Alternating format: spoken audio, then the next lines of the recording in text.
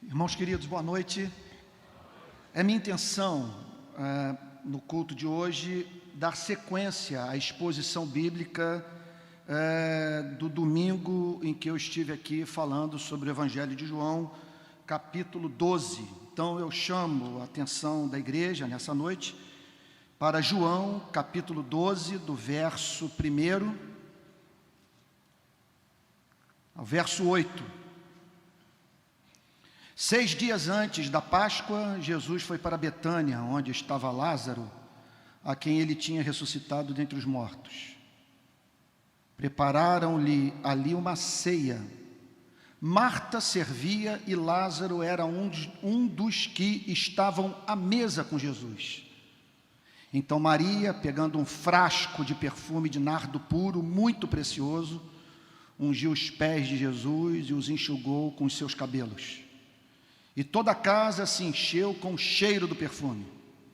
Mas Judas Iscariotes, um dos seus discípulos, aquele que estava para trair Jesus, disse: por que este perfume não foi vendido por 300 denários e o valor não foi dado aos pobres?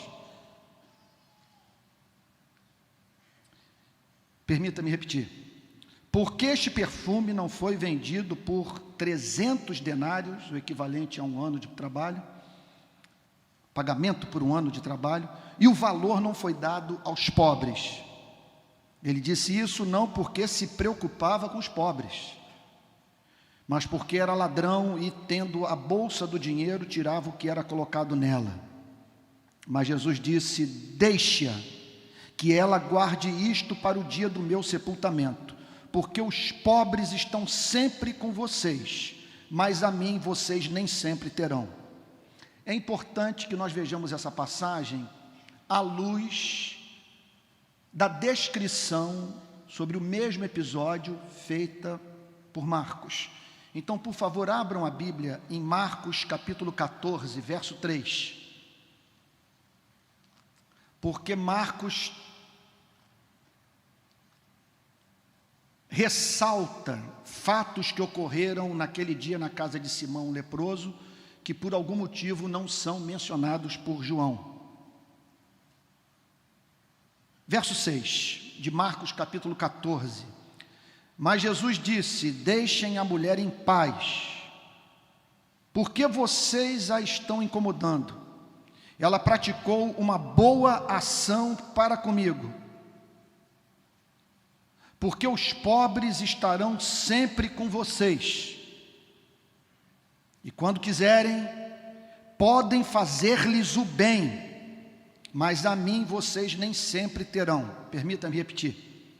Porque os pobres estarão sempre com vocês, e quando quiserem, podem fazer-lhes o bem, mas a mim vocês nem sempre terão. Ela fez o que pôde, ungiu o meu corpo antecipadamente para a sepultura. Em verdade lhes digo que onde for pregado em todo o mundo o Evangelho, também será contado o que ela fez para memória dela. Pai Santo, que o Senhor cerque a igreja Betânia nessa noite com teu exército de anjos, oferecendo-nos proteção espiritual e concedendo-nos espírito de sabedoria, de entendimento, operando, Senhor, no púlpito, nos bancos, na vida de cada um de nós, mediante aquela obra de iluminação que nos permite, Senhor, divisar a tua glória na verdade revelada e extrair dela aquilo que deve ser aplicado em nossas vidas, a fim de que, como igreja, possamos viver à altura do Evangelho e, Pai Santo, refletir a beleza do Senhor Jesus, dando evidência ao mundo de que nós somos igreja composta por homens e mulheres regenerados. Em nome de Jesus, assim nós oramos, com perdão, Senhor, dos nossos pecados. Amém. Irmãos queridos, na última vez que eu estive aqui pregando, chamei a atenção da igreja para a experiência de adoração dessa mulher, Maria, irmã de Lázaro e de Marta. E naquele domingo falei sobre a natureza da adoração mediada pelo Evangelho. O que acontece na vida daquele que viu Deus, contemplou sua face, sua glória, na pessoa de Jesus Cristo?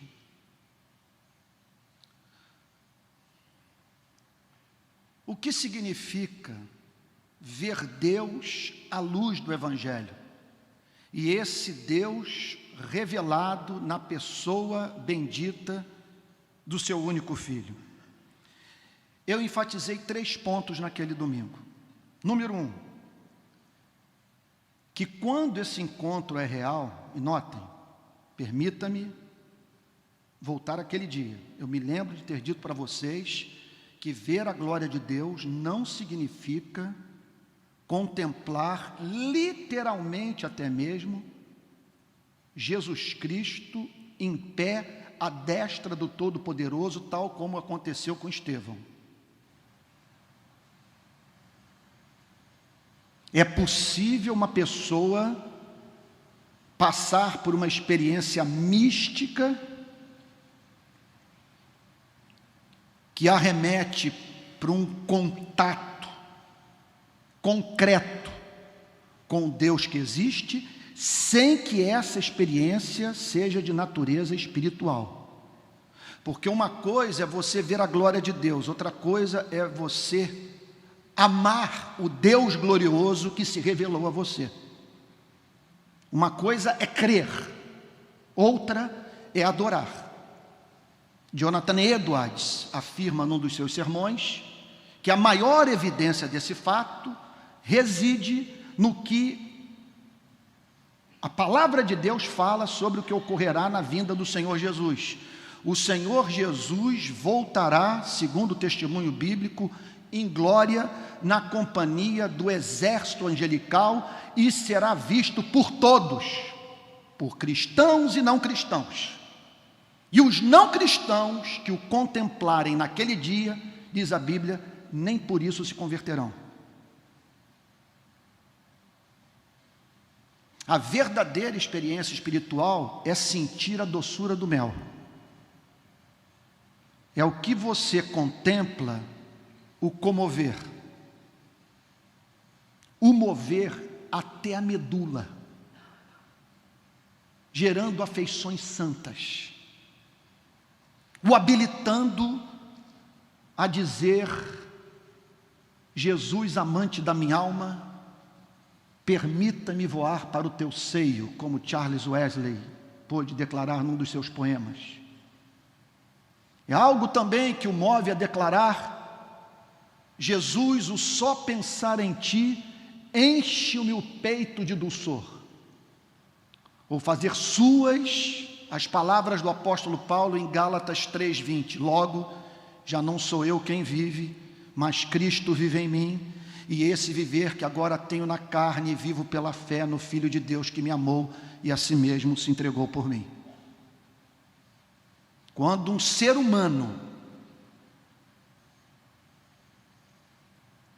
é objeto dessa revelação da excelência de Deus em Jesus Cristo, e os seus olhos são abertos para contemplar a amabilidade de Cristo, 3 respostas inevitavelmente acontecem. Número 1, ele oferece o que tem de melhor. Ele quebra o vaso de alabastro com unguento e o derrama sobre a cabeça de Cristo. Segundo lugar,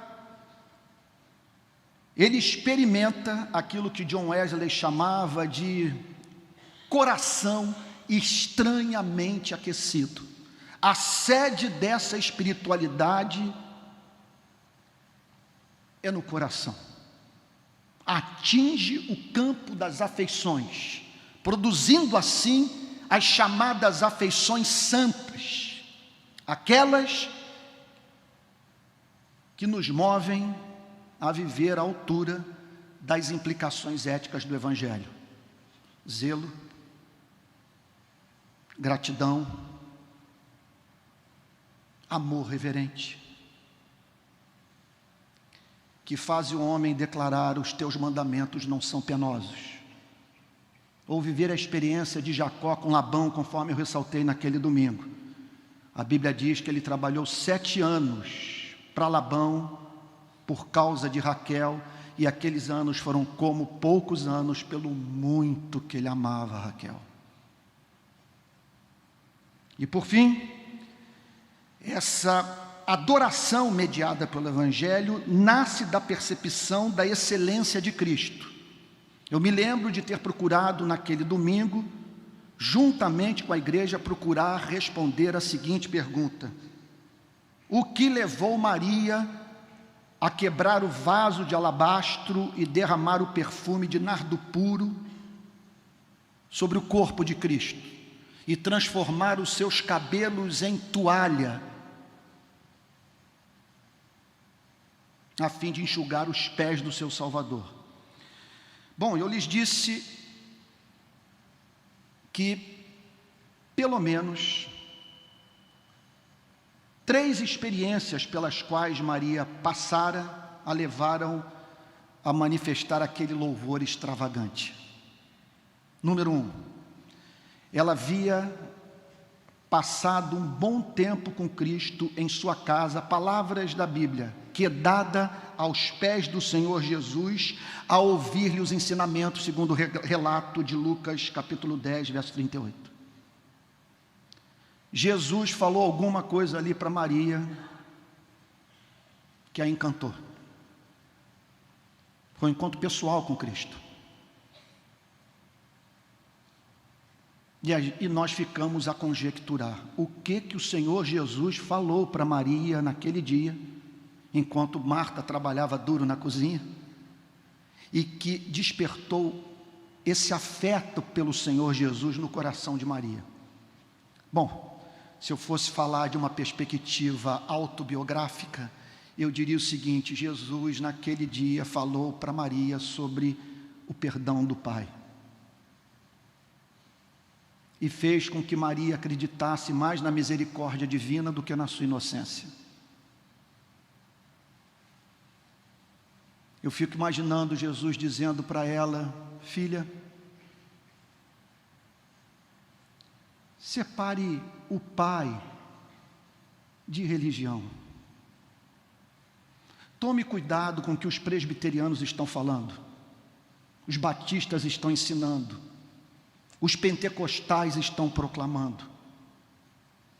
Tem gente nessas instituições querendo me matar. Cuidado com o Sinédrio. Cuidado com Jerusalém. Não mantenha a relação acrítica com a sinagoga, porque o Deus que eles apresentam faz com que os seres humanos percam o encanto pelo Criador. E eu quero lhe dizer, Maria, que eu não vim falar para você sobre Deus, eu vim falar sobre o Pai. Vim lhe apresentar um Deus doce, descomplicado, misericordioso, e que nesse momento está revogando seções inteiras do Antigo Testamento, que estão caducando com a minha vinda. Naquele domingo eu lhes disse que muito provavelmente, associado a esse diálogo que Maria teve com Cristo em sua casa, a serva do Senhor foi levada a quebrar o vaso de alabastro com unguento e prestar aquela adoração a Cristo, em razão do que ocorreu no 4º dia da morte do seu irmão Lázaro. A Bíblia diz que Maria e Marta, arrasadas pela dor, E isso porque, por mais que estejamos próximos de Deus, a graça de Deus, como nos lembra John Stott, não nos desnaturaliza. Em meio ao pranto, a Bíblia diz que Maria ouve um soluço e olha para o lado, e quem estava soluçando era o próprio Cristo. Jesus chorou. E chorou porque experimentou dores empáticas por Marta e Maria, pelas quais ele era apaixonado. Mas em conexão a isso, não há mínima dúvida que encantou Maria o contato com o leão e o cordeiro presentes na vida de uma mesma pessoa, pois o que estava soluçando foi o mesmo que disse: Lázaro, vem para fora.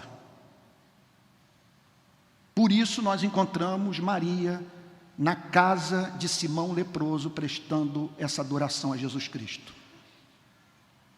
Aqui eu encerro a recapitulação daquele domingo. E me permita mencionar o diálogo perturbador que eu tive com meu filho ontem, numa praia de Niterói. Irmãos, foi como se um raio tivesse caído sobre minha vida. Eu estava com ele dentro d'água.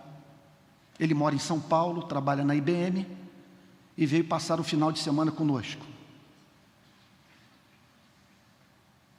Então eu o convidei para sair, para nós caminharmos na praia e botarmos a conversa em dia. Conversamos sobre tudo. Mas houve um momento que nós fomos para dentro d'água, água morna, dia lindo, revelador da glória de Deus, uma glória tão presente no Rio de Janeiro. Ele vira-se para mim e diz a seguinte coisa: ele, frequentador assíduo de igreja, ele mora num bairro chamado Santana, em São Paulo, e frequenta uma igreja minúscula em Santo André. Ele disse: papai, eu tenho observado que a igreja não tem feito bem para muitos dos meus amigos.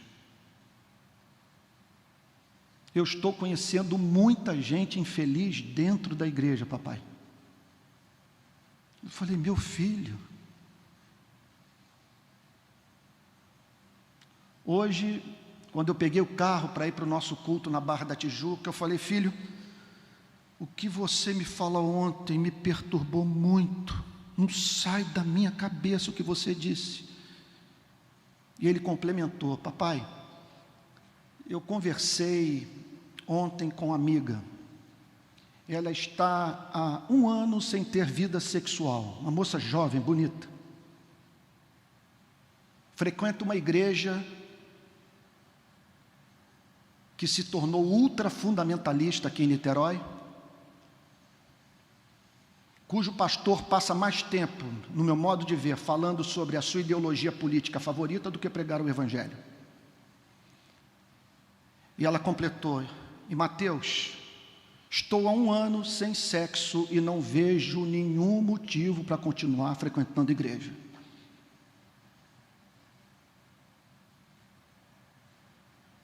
Aí meu filho falou: pai, olha para o que ela está dizendo. Ela está abrindo mão de algo que lhe traz prazer sem nenhum motivo para tal. E aí então, que eu chamo para olhar para Maria. É um apelo que eu faço, portanto, a todos os que aqui se encontram, especialmente os que estão envolvidos com o Ministério de Ensino. Que apelo é esse? Eu não conheço pior lugar para nós passarmos os nossos dias do que um templo evangélico, se o nosso coração não está tomado de encanto por Jesus Cristo. Durante anos a fio, você ocupar essas cadeiras para ouvir homens falando de um padrão ético que não encontramos em nenhum sistema moral, porque você não encontra em nenhuma filosofia moral o chamado para falar bem de quem o amaldiçoa, orar pelo que o persegue, e alimentar, saciar a sede e vestir o inimigo que quer a sua destruição. E morrer para que outros vivam. Você imagine uma pessoa submetida semanalmente a esse discurso sem o coração de Maria. Olha, não tem ninguém na face da terra pelo qual eu mais me compadeça do que essa criatura. Por isso, faço um apelo aos pastores, aos presbíteros, aos professores de escola dominical, e me incluo nesse apelo que eu faço para mim mesmo. Que trabalhemos duro para revelar a beleza de Cristo para aqueles que nos ouvem, a fim de que os que nos ouvem possam dizer: os mandamentos do Senhor não são penosos, em razão do encanto por Jesus Cristo. E você, permita-me fazer esse apelo, cultive um coração santo, lembrando-me aqui das pregações puritanas do século XVIII, separe tempo para ser santo, agarre-se ao anjo do Senhor e diga: não te deixarei enquanto não me abençoares, porque o cristianismo é insuportável sem amor por Jesus. É enlouquecedor. E o contato com esse livro, sem a proteção espiritual de Cristo, adoece o espírito. Pois bem,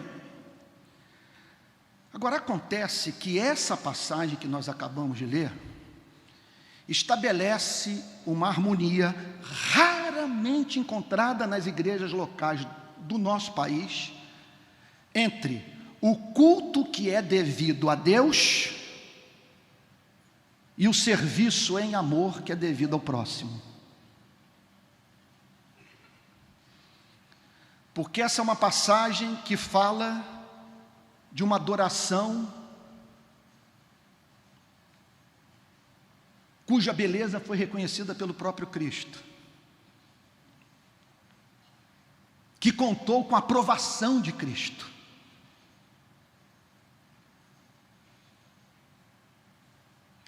E uma passagem que ao mesmo tempo declara: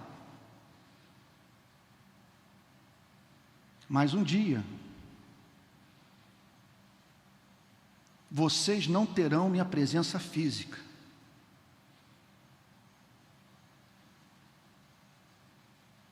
mas terão a oportunidade, mediante o meu governo providencial, de me encontrarem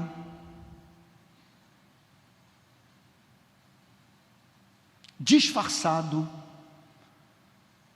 nos trapos dos despossuídos. E ali vocês terão a oportunidade de fazer o bem, de derramar o vaso de alabastro sobre minha vida, mas por meio do serviço aos membros da espécie humana quando esses estão quebrados pela vida. Tudo começou com uma pauta apresentada por Judas. Por que esses 300 denários aqui desperdiçados não foram lançados no gasofilácio a fim de serem distribuídos aos pobres? Observem que Judas Iscariotes trouxe para a casa de Simão leproso o tema do pobre, e não foi contraditado nem pelo Senhor Jesus, nem pelos seus apóstolos. A pergunta que se impõe é o seguinte: por que Judas se sentiu livre, com com esperança, me permitam dizer, da sua conversa furada colar, porque o seu interesse era usar o pobre em benefício próprio, porque a Bíblia diz que ele era ladrão e desviava o dinheiro das ofertas. Contudo, uma pergunta precisa ser respondida por nós: por que ele teve liberdade de falar sobre oferta e socorro aos pobres? E por que o Senhor Jesus, em conexão a isso, foi levado a dizer: uma das evidências de que este mundo é caído é que vocês sempre, apesar de toda a fartura do planeta, terão que conviver com a pobreza.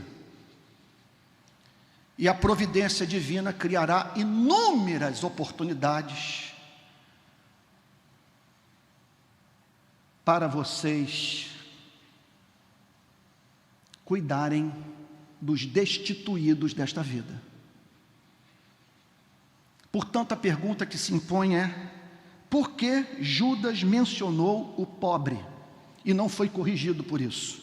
Em primeiro lugar, porque o livro de cabeceira do Senhor Jesus era o Antigo Testamento. E o Antigo Testamento fala de Gênesis a Malaquias sobre o pobre. O Antigo Testamento fala 50 vezes mais sobre o pobre do que sobre sexo. Se não, vejamos. Deuteronômio capítulo 15, versículo 7.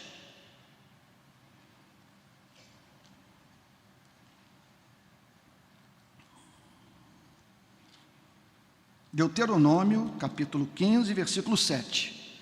Diz Moisés: se houver algum pobre entre vocês, no meio dos seus irmãos, em alguma das cidades de vocês, na terra que o Senhor seu Deus lhes dá, não endureça o seu coração, nem fechem as mãos a seu compatriota pobre. Pelo contrário, devem abrir a mão para ele e lhe emprestar o que lhe falta, tudo aquilo de que tiver necessidade. Vamos para um livro de sabedoria. Obviamente que as citações do Antigo Testamento não são exaustivas, que eu estou fazendo nessa noite. Provérbios capítulo 14.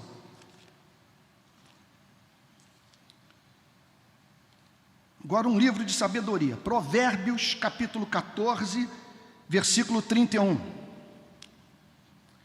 Quem oprime o pobre, insulta aquele que o criou. Mas o que se compadece do necessitado, honra a Deus.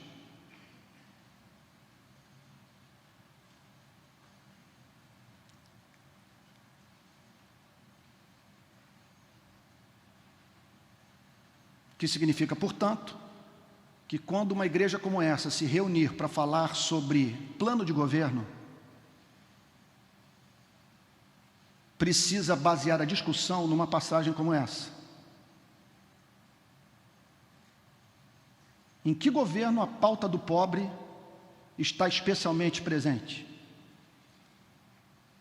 Numa classe de escola dominical repleta de empresários, tem-se que se perguntar sobre a relação dos empresários da igreja com a classe trabalhadora.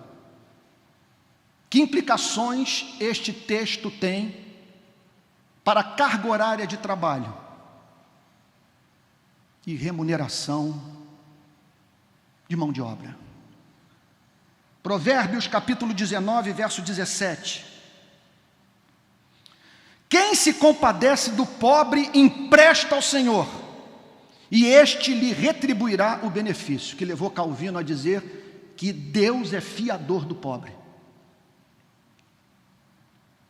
Provérbios 21, 13. Quem tapa os ouvidos ao clamor do pobre também clamará e não será ouvido.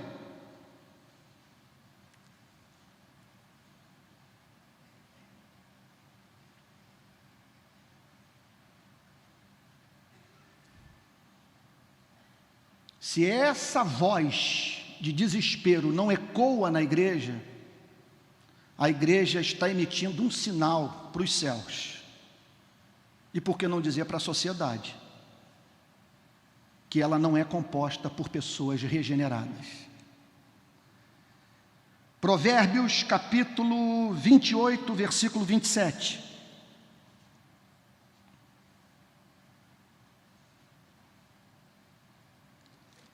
Provérbios capítulo 28, versículo 27.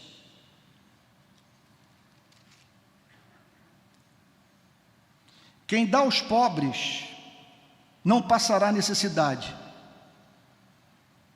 mas o que fecha os olhos para eles será coberto de maldições. Contudo, locus clássicos do princípio ético, sem a mínima dúvida, é Isaías 58, para o qual eu gostaria de chamar a atenção de vocês. Isaías, capítulo 58. Eu não sei qual a sua ideologia política preferida, mas, por favor, leia essa passagem, quer dizer, pense na ideologia que você defende à luz desse texto. Isaías 58. Grite a plenos pulmões, Deus falando para o profeta. Não se detenha. Erga a voz como a trombeta e anuncie ao meu povo a sua transgressão e à casa de Jacó os seus pecados. Observem que, embora haja uma ética sexual no Antigo Testamento, essa passagem não fala sobre sexo. Mesmo neste estado, ainda me procuram dia a dia. Notem bem que é possível instituições religiosas serem organizadas a fim de receberem pessoas que não nasceram de novo e que serão mantidas nesse estado sem que disso se deem conta. O que essa passagem está dizendo é que cantar muito, em voz alta, reunir-se regularmente para supostamente prestar culto a Deus, não é sinal, por si só, de novo nascimento. Olha o que o texto diz. Mesmo neste estado me procuram dia a dia, tem prazer em saber os meus caminhos. Há muito interesse, por exemplo, por calvinismo, pela confissão de Westminster. Estuda-se os puritanos. Há grande desejo, por exemplo, de conhecer sobre as histórias dos avivamentos e das biografias dos grandes servos de Deus do passado. Como povo que pratica justiça e não deixa o direito do seu Deus, perguntam-me por sentenças justas e têm prazer em se aproximar de Deus, dizendo: por que jejuamos se tu nem notas? Está falando de uma igreja na qual há muito jejum. Por que nos humilhamos se tu não levas isso em conta? Nós aceitamos o apelo, quando o pastor pede para virmos à frente, a gente coloca o rosto literalmente no chão. Por que nos humilhamos se tu não levas isso em conta? Acontece que no dia em que jejuam, vocês cuidam dos seus próprios interesses e oprimem os seus trabalhadores.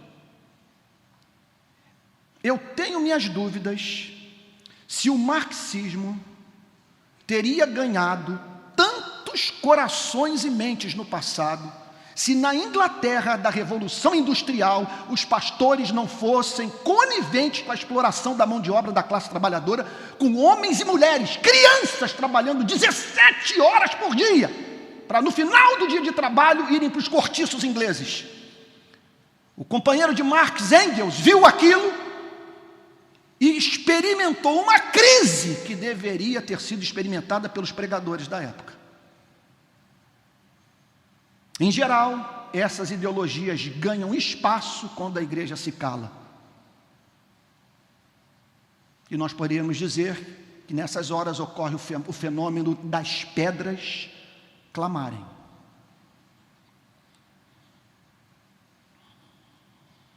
Verso 4: eis que vocês jejuam apenas para discutir, brigar e bater uns nos outros. Discussões acaloradas nas redes sociais.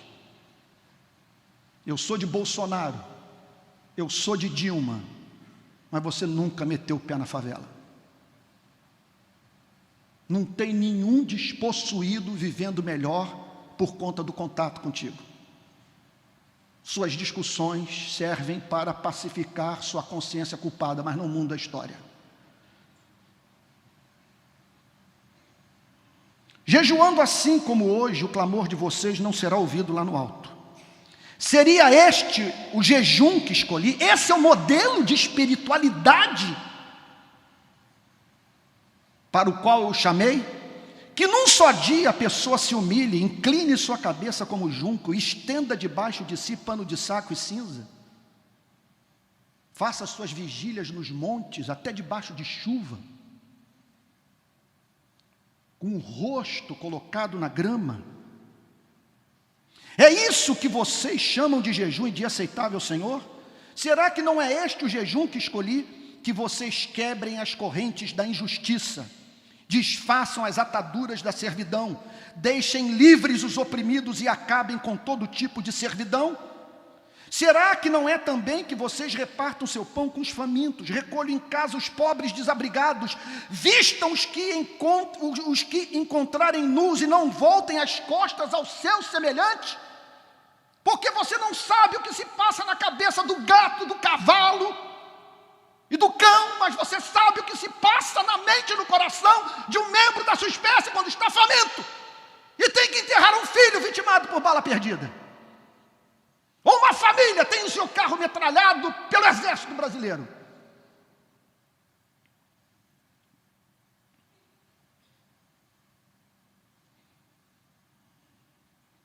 Verso 8: então a luz de vocês romperá como a luz do alvorecer, e a sua cura brotará sem demora. A justiça irá adiante de vocês, e a glória do Senhor será a sua retaguarda. Então vocês pedirão ajuda e o Senhor responderá, gritarão por socorro e Ele dirá, eis-me aqui, porque Ele tem interesse em abençoar quem é veículo da sua misericórdia na vida do necessitado. Se tirarem do meio de vocês todo tipo de servidão, o dedo que ameaça e a língua ofensiva, se abrirem o seu coração aos famintos e socorrerem os aflitos, então a luz de vocês nascerá nas trevas, e a escuridão em que vocês se encontram será como a luz do meio-dia. O Senhor os guiará continuamente, lhes dará de comer até em lugares áridos e fortalecerá os seus ossos. Vocês serão como um jardim regado e como um manancial cujas águas nunca secam. Vocês reconstruirão as antigas ruínas, levantarão os fundamentos de muitas gerações e serão chamados de reparadores de brechas e restauradores de veredas, para que o país se torne habitável. Se vigiarem os seus pés para não profanarem o sábado, se deixarem de cuidar dos seus próprios interesses no meu santo dia, se chamarem ao sábado de meu prazer e santo dia do Senhor, digno de honra, se guardarem o sábado não seguindo os seus próprios caminhos, não pretendendo fazer sua própria vontade, nem falando palavras vãs, então vocês terão no Senhor a sua fonte de alegria. Eu os farei cavalgar sobre os altos da terra e os sustentarei com a herança de Jacó seu pai, porque a boca do Senhor o disse.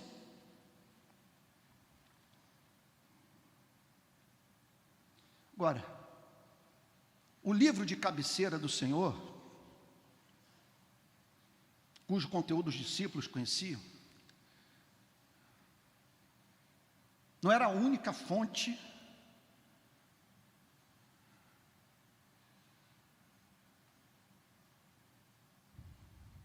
da base intelectual para o cuidado aos pobres. O Senhor Jesus jamais dissociou as reais implicações éticas do conhecimento do Evangelho do cuidado ao necessitado. Por isso que Judas Iscariote se sentiu livre para falar sobre o pobre. Jesus declara, por exemplo, que a pregação ao pobre é um dos sinais de que esse mundo está caminhando para o fim, para a parousia, para o estabelecimento de novos céus e nova terra. Vejam comigo, por favor, Mateus capítulo 11, versículo 5.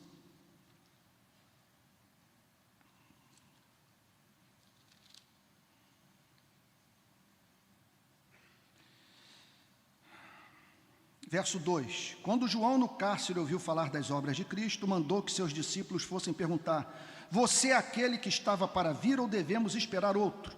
Então Jesus lhes respondeu: voltem e anunciem a João o que estão ouvindo e vendo.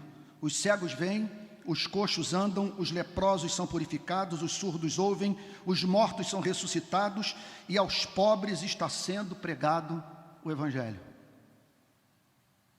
Que significa o seguinte: se o Senhor Jesus estivesse entre nós nos dias de hoje, ele falaria para você e para mim: vão plantar igreja no sertão, vão plantar igreja na favela, vão plantar igreja nas comunidades ribeirinhas do Amazonas.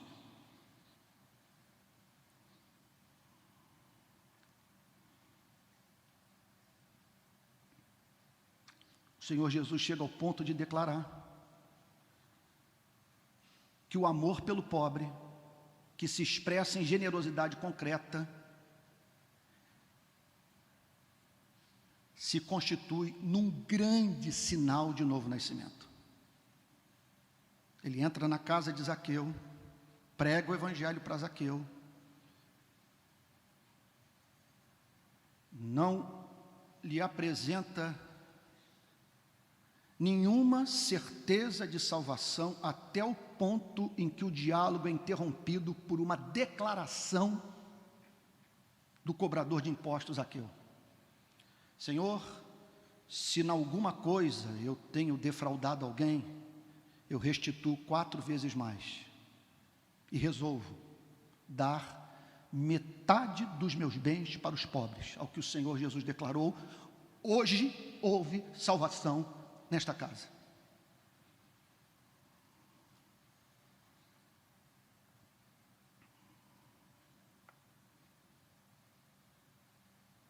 Mas há uma passagem que eu não me recordo de ter visto presente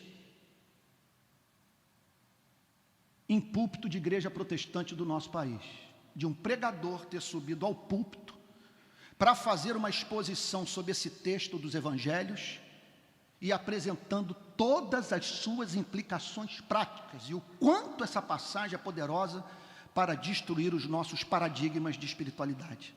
Eu falo sobre Lucas capítulo 16, verso 19. Nós temos que fazer alguma coisa dessa passagem. É impressionante o que ela declara. Lucas 16, verso 19. Ora, havia certo homem rico que se vestia de púrpura e de linho finíssimo e que se alegrava todos os dias com grande ostentação. Havia também certo mendigo chamado Lázaro, coberto de feridas, que ficava deitado à porta da casa do rico. Este desejava alimentar-se das migalhas que caíam da mesa do rico. E até os cães vinham lamber-lhe as feridas. E aconteceu que o mendigo era eleito. O mendigo era eleito. E a riqueza do rico não era a expressão da misericórdia de Deus, mas do justo juízo de Deus sobre a sua vida. Quanto mais ele enriquecia, mais espiritualmente miserável ele se tornava. Ele desejava, verso 21, alimentar-se das migalhas que caíam da mesa do rico, e até os cães vinham lamber-lhes as feridas. E aconteceu que o mendigo morreu e foi levado pelos anjos para junto de Abraão. Morreu também o rico e foi sepultado. No inferno, estando em tormentos, o rico levantou os olhos e viu ao longe Abraão e Lázaro junto dele. Então, gritando, disse: Pai Abraão, tenha misericórdia de mim e mande que Lázaro molhe a ponta do dedo em água e me refresque a língua, porque eu estou atormentado neste fogo. Mas Abraão disse: Filho, lembre-se de que você recebeu os seus bens durante sua vida. Nem sempre prosperidade financeira é selo de Deus posto sobre a santificação de um ser humano. Enquanto Lázaro só teve males, muitas vezes a providência divina é cruel com os eleitos. Aparentemente cruel, porque todos nós sabemos que nem olhos viram, nem ouvidos ouviram, nem jamais penetrou em coração humano o que Deus tem preparado para aqueles que o amam. E todas as coisas cooperam juntamente para o bem daqueles que amam a Deus, daqueles que foram chamados segundo o seu propósito. Agora, porém, Lázaro está consolado aqui enquanto você está em tormentos. E além de tudo, veja só, que o Senhor Jesus está dizendo que o problema não era ele ser rico. O problema era ele não ser misericordioso. E além de tudo, há um grande abismo entre nós e vocês, de modo que os que querem passar daqui até vocês não podem, nem os de lá passar para cá. Então o rico disse: Pai, eu peço que mande Lázaro à minha casa paterna, porque tenho 5 irmãos, para que lhes dê testemunho, a fim de que não venham também para este lugar de tormento. Abraão respondeu: eles têm Moisés e os profetas, que falam muito sobre o pobre. Ouçam-nos. Mas ele insistiu: não, pai Abraão, se alguém dentre os mortos for até lá, eles irão se arrepender. Abraão, porém, lhes respondeu: se não ouvem Moisés e os profetas, também não se deixarão convencer, mesmo que ressuscite alguém dentre os mortos. Isso é texto inspirado, que pode ser encontrado, portanto, nas Sagradas Escrituras. O Senhor Jesus declara que o socorro ao pobre é clara evidência de regeneração. Mateus capítulo 19, versículo 21. Mateus capítulo 19, verso 21. Veja o verso 20. O jovem disse: tudo isso tenho observado, o que me falta ainda? Jesus respondeu: se você quer ser perfeito, vá, vende os seus bens, dê o dinheiro aos pobres e você terá um tesouro nos céus. Depois venha e siga-me. Mas o jovem, ouvindo esta palavra, retirou-se triste, porque era dono de muitas riquezas. O que levou o Senhor Jesus, portanto, a dizer: em verdade lhes digo que um rico dificilmente entrará no reino dos céus. Vocês querem ver uma igreja como essa afundar?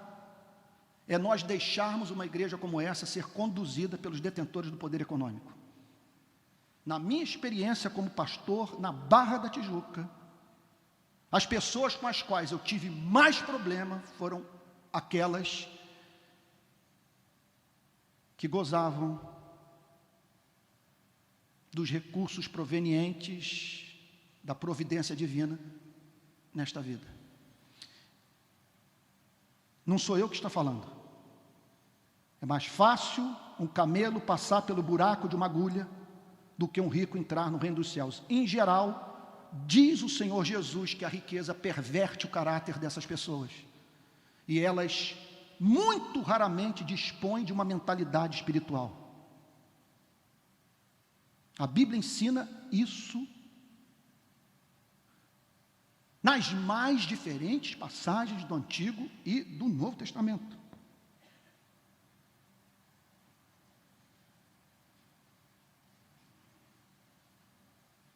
Jesus, portanto, falava muito sobre o pobre. E tudo isso se refletiu no modelo de espiritualidade da igreja primitiva. Não havia igreja que não se organizasse para, como corpo de Cristo, pregar o Evangelho e, em conexão a isso, vestir o nu e alimentar o faminto. Por que eu digo isso? Vejam comigo Gálatas 2, verso 10.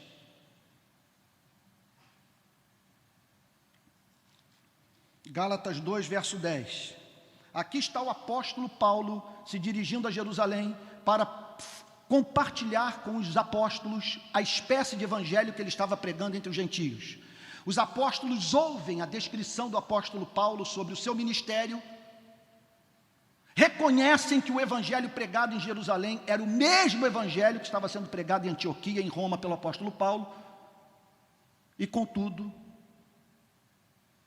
faz uma recomendação. Que recomendação é essa? Verso 10. Somente recomendaram que nos lembrássemos dos pobres, o que também me esforcei por fazer.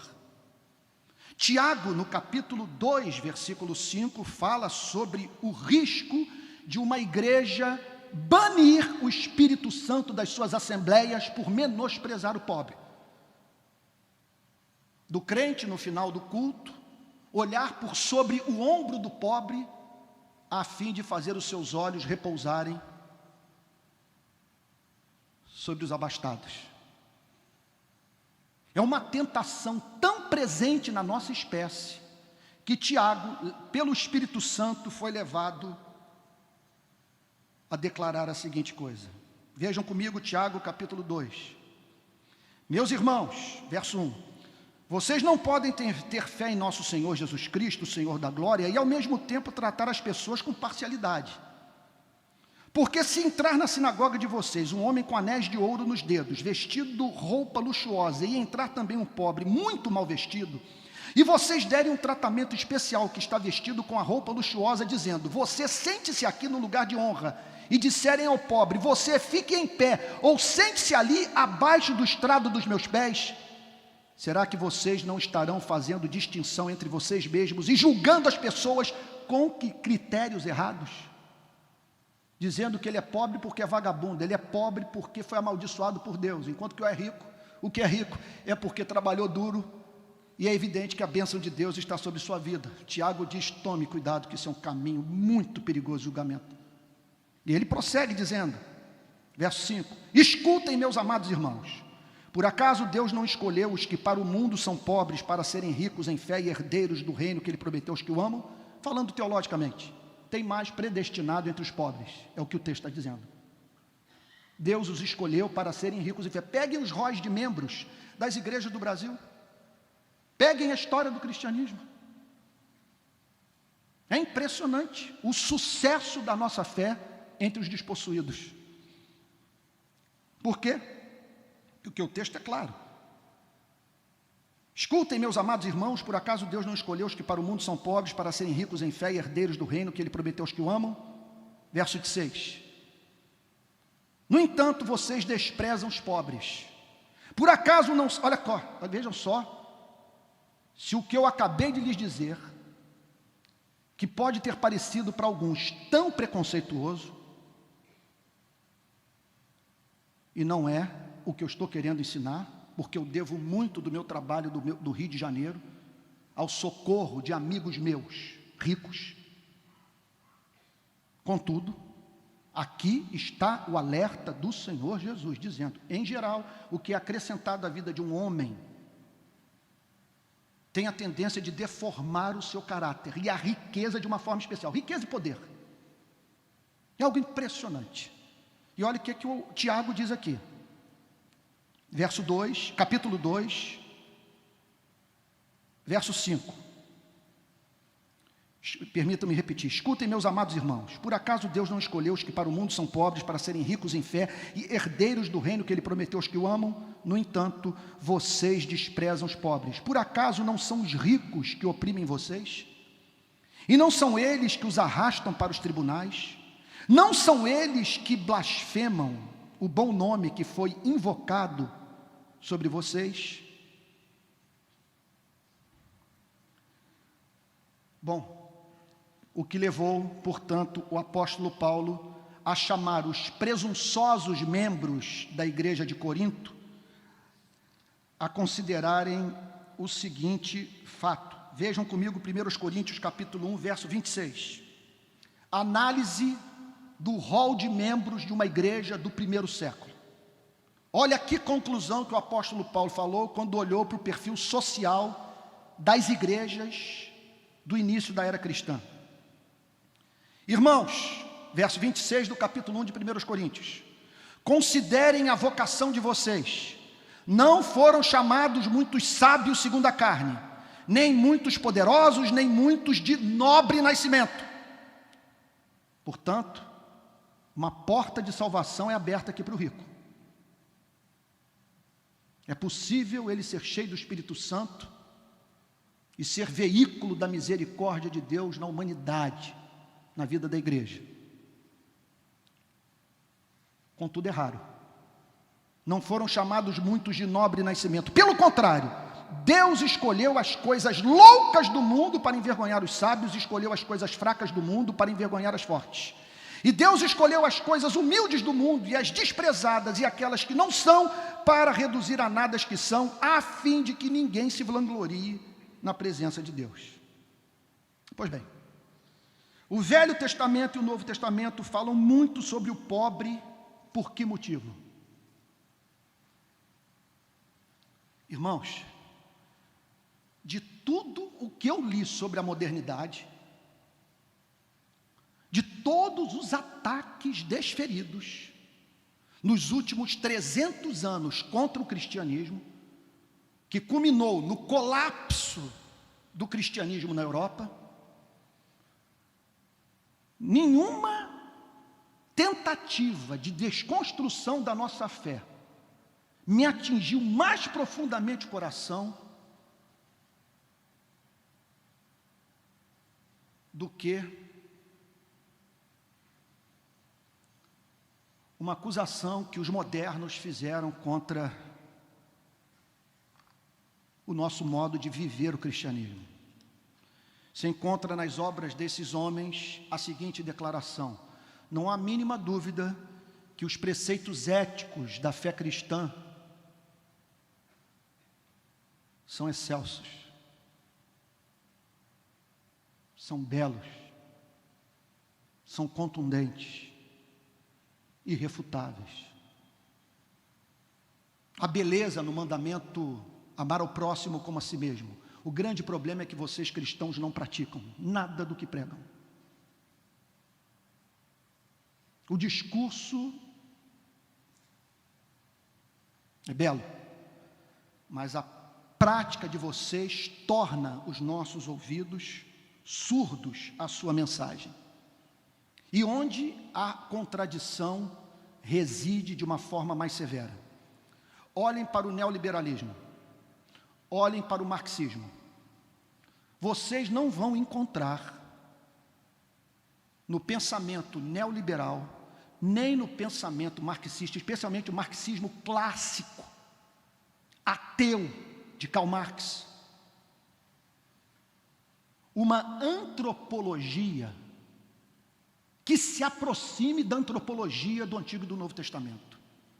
Somente nós estamos bradando que o homem foi criado à imagem e semelhança de Deus, que ele carrega as insígnias do seu Criador. Nós chegamos ao ponto de declarar que amar a Deus significa amar a Ele e amar a tudo que Ele ama. E como Ele vê muito de si mesmo na vida dos membros da nossa espécie, é impossível servi-lo sem servir o homem.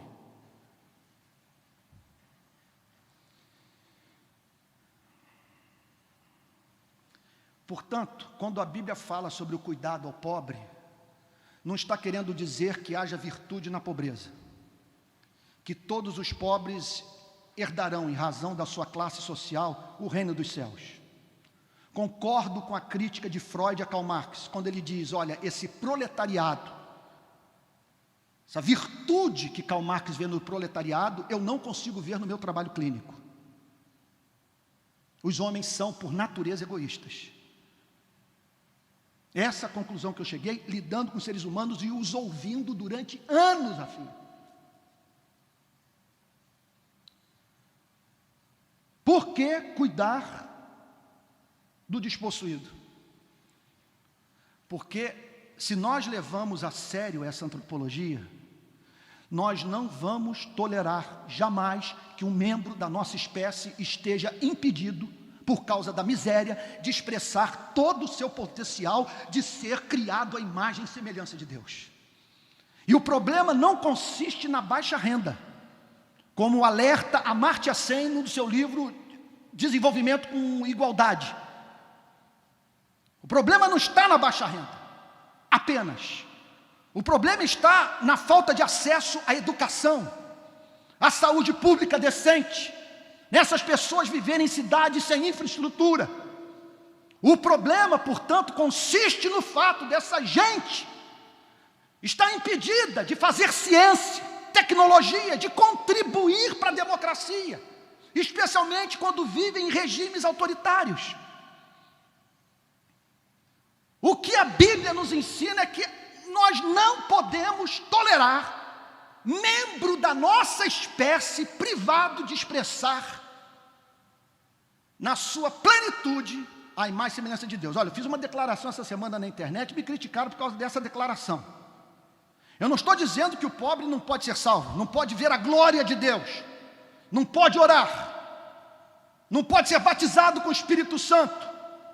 O que eu estou dizendo é que há membros da nossa espécie, mesmo entre aqueles que são regenerados, que em razão da sua falta de acesso aos recursos desta vida, estão impedidos de expressar na sua plenitude todo o seu potencial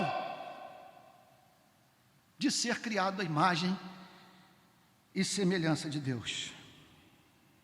Isso deveria, portanto, nos levar a um amor simétrico. Se o amor está presente, se essa antropologia virou carne e osso, ela nos levará a um amor simétrico pela humanidade. O que é que eu falo sobre um amor simétrico? Sobre um amor que, além de não fazer acepção de pessoas, atende às demandas dos membros da nossa espécie, que encontram-se em estado de privação, de vulnerabilidade, em todas as dimensões de sua vida. Está claro o pensamento? Está claro o pensamento? Estou dizendo o seguinte, que o cristianismo pede de nós um amor simétrico, que dar um folheto para o sujeito que foi espancado na estrada de Jerusalém para Jericó é uma indecência, porque o amor vai dizer que o que ele está precisando é de cuidado para as suas feridas, que ele não ouve a pregação do evangelista porque está coberto de pancada, seu olho está roxo, seu braço foi quebrado, ele mal consegue andar. Se esqueceu até que tem uma alma. Então esse amor vai nos levar ao evangelismo. E aqui eu me distancio da teologia da libertação, e aqui eu me distancio de uma versão da missão integral que leva as pessoas a se dedicarem à ascensão social do pobre, sem se dedicarem, vamos assim dizer, à sua ascensão espiritual. Se esse amor é verdadeiro, nós vamos pregar o evangelho para o pobre. Se esse amor é real, nós vamos entrar com obra de filantropia. Nós vamos dar esmola. Nós vamos alimentar o faminto, aquele que a providência de Deus pôs em nosso caminho para ser objeto de um amor concreto. Se esse amor é real, nós vamos entrar também com obras de desenvolvimento humano, para que essa pessoa se torne senhora da sua história, autora da sua própria vida, e viva com independência, deixando de depender da misericórdia incerta da sociedade, e até mesmo da igreja. E é claro que se esse amor for verdadeiro, ele terá uma dimensão político-econômica. Nós vamos pensar em termos de teorias que mais viabilizem a vida do necessitado. E nós vamos entender que melhor do que sermos bons escravocratas é lutarmos pela libertação dos escravos. Que melhor do que levar sabonete para o preso, agora Jericinó está com surto de meningite. 5 casos de meningite, 2 óbitos. As autoridades públicas estão apavoradas. E as famílias desses detentos têm contato com eles. Isso pode vazar.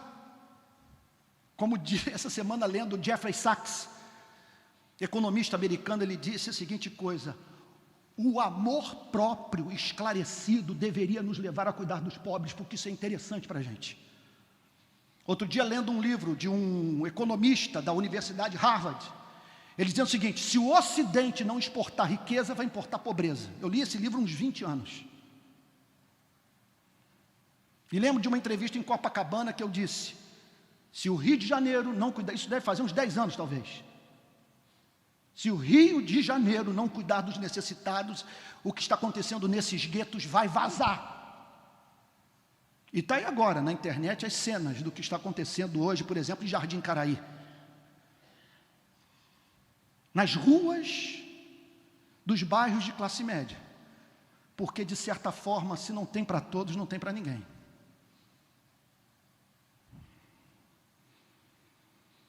Irmãos, aplicações práticas. Estou aqui de olho para o relógio, pensando nas palavras do pastor Tel. Não posso passar do horário estabelecido. Difícil, especialmente tratando desse tema. Pastor Tel, mais 5 minutinhos assim? Pela fé, muito generoso. Eu acabo abusando, porque ele é tão bom, ele é tão doce. Sabe, ao lado dele, meu amigo de seminário, 36 anos de amizade, então aqui eu acabo abusando desse amor. Vamos lá. Mas meu desejo, sinceramente, amados irmãos, é ver a minha igreja, onde eu nasci de novo, subir um degrau, quem sabe, na sua semelhança a Cristo, no seu compromisso com, vamos falar, não em missão integral, no seu compromisso, que está tão gasto, no seu compromisso com amor integral, com amor que regula a missão da igreja no mundo. Vamos às implicações práticas. Vamos lá, implicação prática número 1. Agora voltando ao meu último sermão, e juntando o que foi falado naquele domingo com o que eu acabei de dizer. Jamais separe a adoração da compaixão. A adoração alimenta a compaixão, e a compaixão é complementada pela adoração. A adoração resulta do contato com a mais alta realidade. A compaixão resulta do contato com a mais alta necessidade. Então observem que numa única passagem, o cristianismo une aquilo que raramente está presente nas nossas igrejas. De um lado, a mulher derramando vaso de alabastro com unguento sobre a cabeça do Senhor Jesus, porque estava diante do belo, estava diante do amável, estava diante do encantador, e Jesus dizendo: e eu quero que vocês separem tempo para terem comunhão deliciosa com a luz. E no mesmo texto, num só fôlego, o Senhor Jesus declara: os pobres vocês terão sempre em sua companhia, e a providência divina vai criar oportunidades para vocês fazerem o bem por eles. Por quê? Gente, tudo é questão de pressuposto básico intelectual. Um pressuposto básico: o nosso Deus é formoso. Quando Ele é revelado a nós, nós contemplamos a sua beleza na face de Jesus Cristo. O pobre foi criado à imagem e semelhança de Deus. Há muito de Deus em sua vida, e nós não podemos tolerar que essa beleza deixe de se expressar em razão do estado de destituição. Segunda implicação prática: cultive um espírito adorador. Separe tempo para ser santo. Olha, falo isso de experiência própria. Se você tomar a decisão de combater a injustiça nesse Brasil, você vai provar em sua vida luta diária com a depressão. Você vai se ver tomado de angústia, de desesperança, tendo que lidar constantemente, até mesmo com cinismo, dizendo para si mesmo: quer saber de uma coisa? Tudo é fake. A raça humana é inviável, não tem jeito, nós somos visceralmente egoístas. Então você vai precisar subir o monte, você vai precisar desse contato de Maria com Cristo, a fim de conhecer o rio cujas correntes alegram a cidade de Deus, o santuário das moradas do Altíssimo. E aí, renovado, batizado com o Espírito Santo, selado pela bênção da promessa, descer para o vale, a fim de lidar com o inferno. O inferno. Pois não é um inferno que eu vi essa semana no cemitério de Realengo? Com aquela viúva dizendo que o casamento dela com o músico Evaldo era raro. Era a paixão de sua vida. Ela jamais podia imaginar ser amada por um homem como ela foi amada, como essa mulher foi amada pelo Evaldo,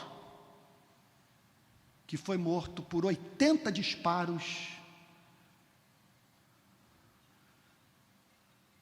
desferidos contra o seu automóvel pelo Exército Brasileiro, perante o silêncio de milhões de brasileiros. Perguntei para um amigo meu americano, semana passada, se isso tivesse acontecido em Washington, o exército americano metralhado o carro de uma família americana. Ele não falou nada, ele só fez uma expressão facial que foi do unthinkable, do impensável, até os Estados Unidos parariam. E aqui não, especialmente se o morto é pobre e negro, como o catador de lixo, que foi socorrer as vítimas, levou 3 tiros nas costas, está nesse momento em agonia, e a sociedade civil do Rio de Janeiro tendo que cuidar da viúva, ou melhor, da esposa, grávida de 5 meses. Que hoje, acabei de receber, quando vinha para cá, uma mensagem de um voluntário nosso, dizendo, precisamos fazer vaquinha para ela ter dinheiro para visitar o marido no CTI, que está entre a vida e a morte. Então cultive um espírito adorador e busque conhecer a causa do necessitado. Vai lá, deixa eu contar uma história aqui eu termino. Vou ter que pular, não tenho como concluir o sermão hoje.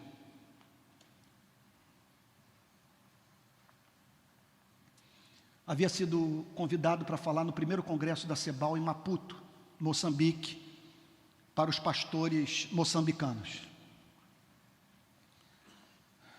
Na véspera, um ciclone de nome Idai passou pela região central de Moçambique. Me lembro da Mônica Elias, esposa do pastor Theo Elias, mandaram uma mensagem para mim dizendo, Antônio, impressionante esse sinal da providência na sua vida. Você ir para lá, nesse contexto de terra arrasada, de tragédia. Quando eu cheguei em Maputo, mas não sem antes ter saído de casa, peguei a minha Canon Mark III 5D, peguei minha GoPro e meu iPhone, e falei, não há mínima dúvida que eu não vou ficar só em Maputo. Não tenho como ir para lá num contexto como esse e não me dirigir para a área afetada pelo ciclone. Cheguei em Maputo e disse a seguinte coisa para o missionário: não é possível que você esteja aqui em Maputo e não se faça presente no momento de maior demanda do povo ao qual você tenciona servir, que fez com que você saísse do seu país para dar sua vida por ele. Como esse missionário é muito crente, servo de Deus, ele falou, Antônio, eu vou desmarcar os compromissos que eu tenho com você em Maputo, nós vamos manter o congresso da CEPAL no final de semana, mas eu vou ligar para Maputo, vou desmarcar, vou ligar para a Beira, para o local por onde passou o ciclone, vou desmarcar tudo aqui em Maputo, e vou ver se meu contato lá na Beira, cidade que foi devastada pelo ciclone, se é possível ele nos receber. Ligou para lá, o missionário desmarcou tudo o que ele tinha para fazer, disse que nós poderíamos ir, e havia apenas duas vagas no voo de Maputo para Beira. Eu falei, sinal evidente da providência que nós devemos ir para lá. Cheguei lá, eu vi uma pobreza que eu nunca vi na minha vida. É a pobreza sem perspectiva de ascensão social. Segundo me disseram, 60% da população economicamente ativa está desempregada. Os jovens terminam os estudos, não tem trabalho para eles. O país carente de infraestrutura, de portos, de aeroportos, de rios navegáveis, de segurança jurídica, a fim de que possa receber investimento das nações desenvolvidas, dos empresários. E como o governo arrecadar imposto de uma população que vive na miséria. Nunca vi nada igual. Eu me deparei com pessoas que não têm o que fazer, especialmente as que passaram pelo ciclone, elas não têm o que fazer por si mesmas para subirem um degrau na vida. Não tem emprego, não tem onde plantar, não tem indústria, não tem nada. Eu conversei com pessoas que disseram o seguinte: nós estamos aqui ao relento com os nossos filhos, expostos ao sol, expostos à chuva, e tudo que nossa família recebe é uma porção de arroz por dia. Por favor, moço, fique conosco, faça alguma coisa por nós. E eu atônito, tendo que dizer para eles: olha, a quantidade de alimento que nós trouxemos já foi consumida, já distribuímos, nós não temos como dar conta. O que eu vou fazer por vocês, portanto, que eu lhes prometo, é dar visibilidade, sair fotografando tudo que é rua, tudo que é barraco, e o povo é muito amável. Eu não vi uma pistola, eu não vi um fuzil nas favelas de Moçambique. Quando eu cheguei numa favela chamada Praia Nova, na Beira, o imã, o líder da sinagoga, me pegou pela mão, me levou para correr a favela inteira. Fui de casa em casa com aquele imã e o missionário da CEPAL, e fotografando tudo, registrando, as pessoas me pedindo foto, adultos, jovens, crianças, idosos, até que subitamente surgiu uma menina no meu caminho, de nome Maria, que me pareceu com 16 anos com um filho no colo. E Maria começa a falar de Jesus Cristo para mim. Eu imediatamente peguei a câmera e falei: Maria, com a minha cabeça de Rio de Janeiro, com a minha cabeça de ONG, com a minha cabeça de ativista, o que você espera que seja feito por essa favela? Maria me responde: que o Evangelho de Jesus Cristo se espalhe pela comunidade, que Deus manifeste a sua vontade no meio do seu povo. Aí eu pensei, eu ali com a câmera apontada em Maria, era tudo que eu precisava de um personagem.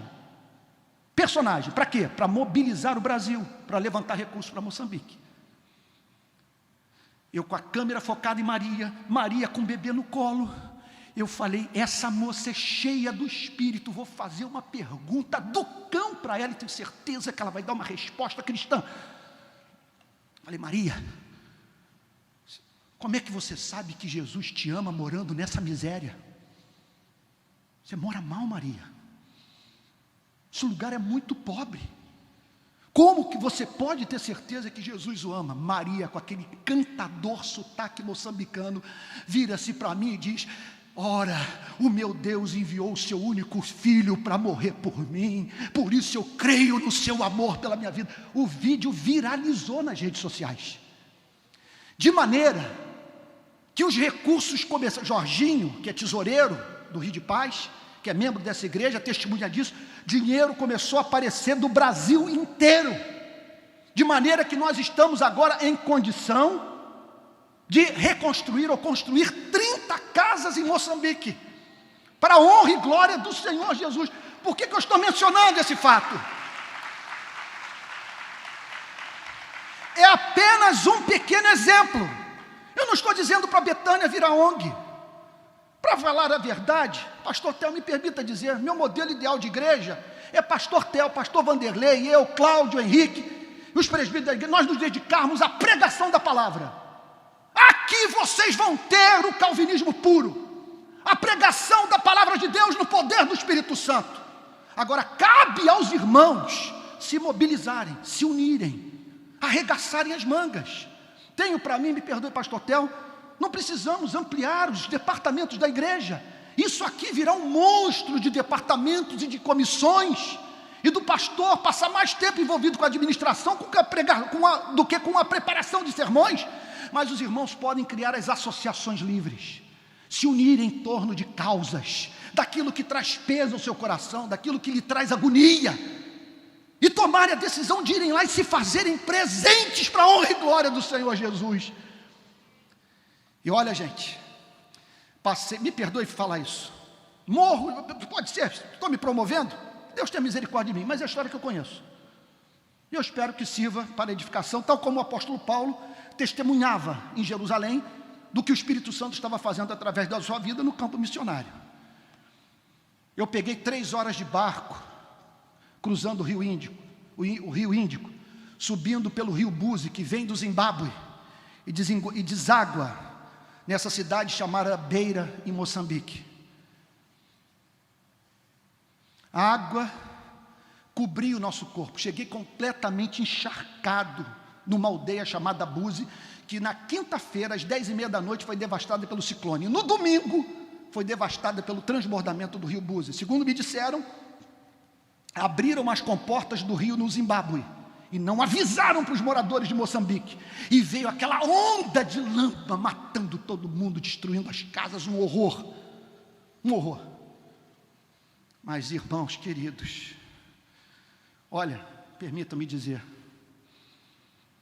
esse ano eu fui a Israel, estive em Portugal visitando os meus parentes, e o meu sogro pagou uma viagem de barco para a família.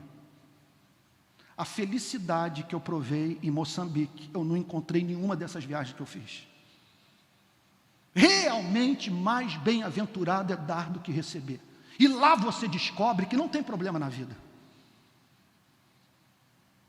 E que bênção ver aquelas expressões. E que bênção poder ter dado um telefonema para o missionário Roberto Elzio, da missão para o interior da África, a mesma que enviou David Livingstone para a África, e dizer para ele: avisa para Maria, que nós vamos construir uma casa para ela em Moçambique, em nome do Senhor Jesus. É o que nós vamos fazer. E em junho eu haverei de ir lá para filmar a entrega simbólica das chaves para Maria, a fim de que ela e o seu marido, jovem pastor, possam criar um filhinho com mais dignidade, num lugar a 30 quilômetros da favela onde hoje eles habitam.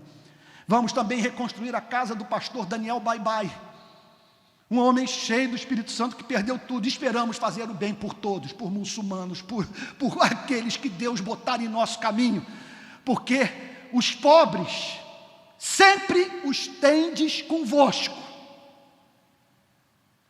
e a providência divina lhes dará a oportunidade